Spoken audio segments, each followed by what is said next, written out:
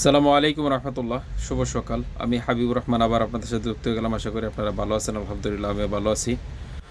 আমি গত কিছুদিন আগে নামাজ ভাঙ্গার কিছু কারণ বলছিলাম। ইনশাআল্লাহ আজকে কিছু বলার চেষ্টা করতেছি ইনশাআল্লাহ। আশা করি আপনারা ধৈর্য সহকারে শুনবেন ইনশাআল্লাহ।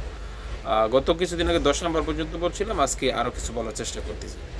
নামাজে সুসংবাদ বা দুঃসংবাদের উত্তর দেওয়া। সুসংবাদ বলতে তো আমরা বেশিরভাগই বুঝি যে ভালো কিছু খবর দিলে হয়তো আমরা আলহামদুলিল্লাহ বলি। আর দুঃসংবাদ বলতে যে মৃত্যুর খবর বা অন্য কোনো খবর হইতে পারে, তখন মৃত্যুর খবর শুনলে আমরা ইন্না লিল্লাহি ওয়া ইন্না ইলাইহি রাজিউন বলি।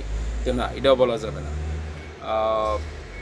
12 নম্বর, আপনি যেই জায়গায় নামাজ পড়বেন এই নামাজের সেজদার জায়গাটা পবিত্র থাকতে হইব।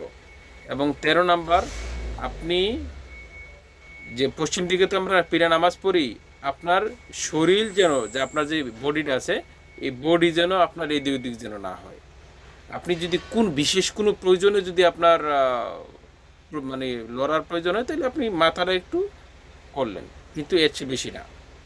আল্লাহ আমাদেরকে ভালোভাবে জেনে আমল করার তৌফিক দান করুন।